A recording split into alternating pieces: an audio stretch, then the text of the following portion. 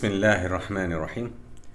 تمام حمد و ثنا اس رب ذوالجلال والاکرام کے لیے جس نے تمام اشیاء کو پیدا فرما کر انسان کو اشرف المخلوقات کی خلعت عطا فرمائی، قلم کے ذریعے علم سکھایا، گویائی اور دانائی عطا فرمائی۔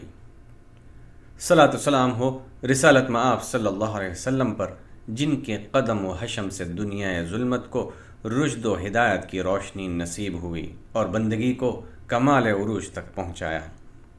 محترم ناظرین، السلام علیکم ورحمۃ اللہ وبرکاتہ۔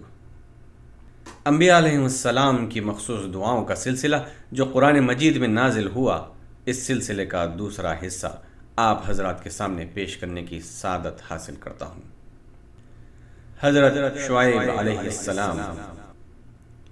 سورۃ الشعراء کی آیات 177 سے 183 تک مطالعہ کرنے سے معلوم ہوتا ہے کہ حضرت شعیب علیہ السلام نے اپنی قوم کو اللہ تعالیٰ کی اطاعت کرنے، برے اعمال سے بچنے، کسی کو گھاٹا نہ دینے، صحیح ترازو سے تولنے اور زمین میں فساد نہ پھیلانے کی تلقین کرتے رہے۔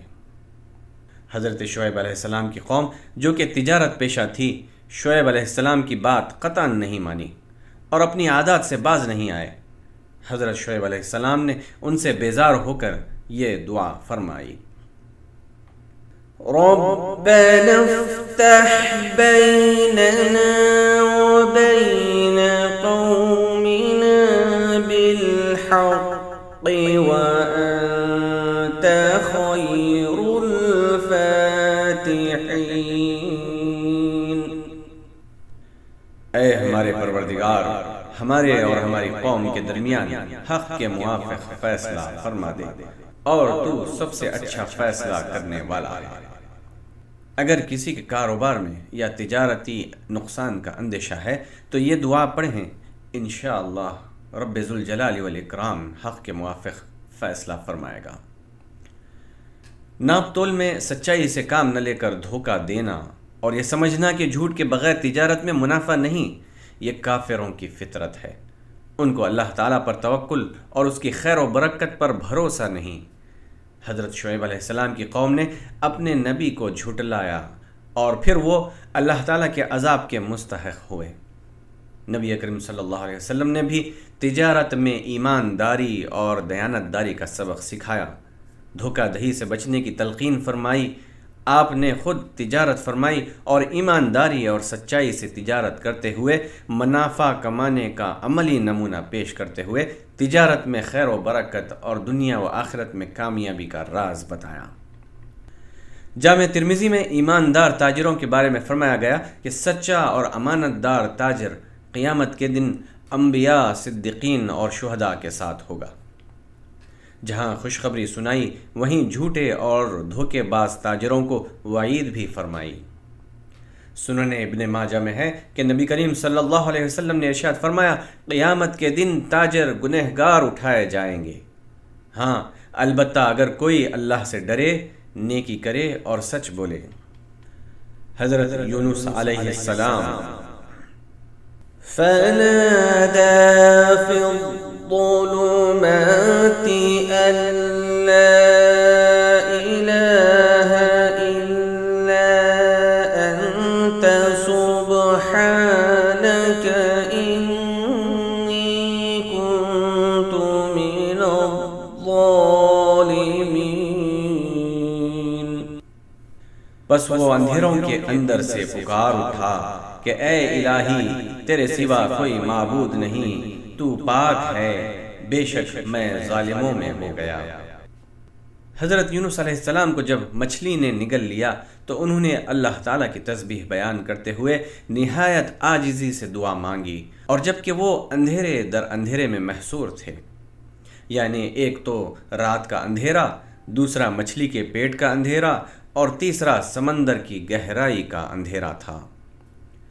چنانچہ اللہ تعالیٰ نے ان کی التجا سن لی اور یونس علیہ السلام کو اس غم سے نجات دے دی، بلکہ اللہ تعالیٰ اس دعا کے طفیل میں اس آیت کریمہ کے بعد والی آیت میں یہ بھی نوید فرمائی کہ ہم ایمان والوں کو اسی طرح بچا لیا کرتے ہیں۔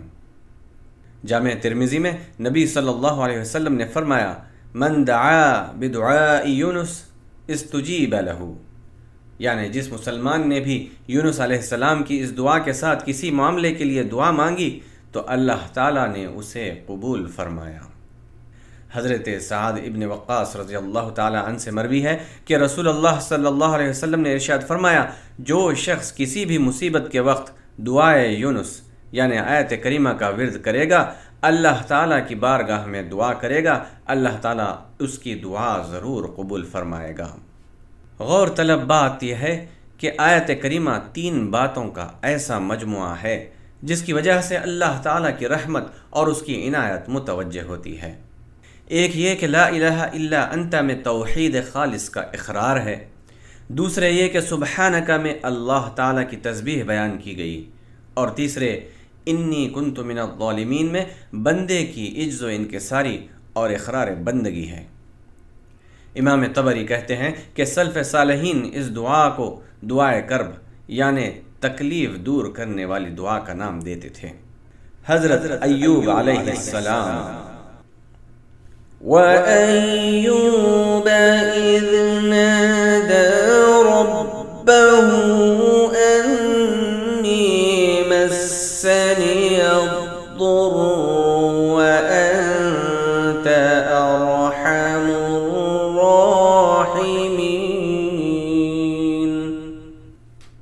ایوب کی اس حالت کو یاد کرو جبکہ اس نے اپنے پروردگار کو پکارا کہ مجھے یہ بیماری لگ گئی ہے اور تو رحم کرنے والوں سے زیادہ رحم کرنے والا ہے۔ حضرت ایوب علیہ السلام کو قرآن مجید میں صابر کہا گیا ہے۔ انہیں سخت آزمائشوں میں ڈالا گیا جن میں انہوں نے صبر و شکر کا دامن ہاتھ سے نہیں چھوڑا، کبھی اللہ تعالیٰ سے تعلق میں کوئی کمی آنے نہیں دی، کبھی شکوہ شکایت نہیں کی سوائے صبر اور دعا کے۔ دعا میں بھی یہ نہیں کہا کہ اللہ مجھے بیماری سے نجات دے، بلکہ صرف یہ کہا کہ اے میرے رب مجھے ضرر دینے والی بیماری پہنچ گئی ہے، بس تو رحم فرمانے والوں میں سب سے زیادہ رحم فرمانے والا ہے۔ صحیح ابن حبان میں مذکور ہے کہ اللہ تعالیٰ نے یونس علیہ السلام کو مال و دولت اور اولاد وغیرہ سے نوازا تھا۔ بطور آزمائش اللہ تعالیٰ نے ان سے یہ سب نعمتیں چھین لی، حتیٰ کہ جسمانی صحت سے بھی محروم اور بیماریوں میں گھر کر رہ گئے۔ بالآخر کہا جاتا ہے کہ 18 سال کی آزمائشوں کے بعد بارگاہ الہی میں دعا کی، اللہ نے دعا قبول فرمائی اور صحت کے ساتھ مال و اولاد پہلے سے دوگنا عطا فرما دیا۔ چنانچہ اگر کوئی بیمار حال ہے، تکلیف دہ بیماری لگی ہے، دعائے ایوب سے انشاءاللہ شفا یاب ہو جائے گا۔ دعا ہے کہ انبیاء علیہم السلام نے جو دعائیں اللہ تعالیٰ کی بارگاہ میں مانگی ہیں، ہم سبھی کو ان میں شمار فرمائے اور کہنے سننے سے زیادہ عمل کرنے کی توفیق عطا فرمائے۔ جو گناہ ہم سے دانستہ نادانستہ سرزد ہوئے ہیں اسے اپنے فضل و کرم سے معاف فرمائے۔ وآخر دعوانا ان الحمد للہ رب العالمین۔ انبیاء کی دعائیں قرآن کے حوالے سے اس سلسلے کا دوسرا حصہ آپ نے دیکھا ہے۔ اگلے حصے میں مزید انبیاء کی اہم اور مخصوص دعاؤں کے ساتھ انشاءاللہ تعالی ہم جلد آپ کی خدمت میں حاضر ہوں گے۔ اللہ حافظ و ناصر۔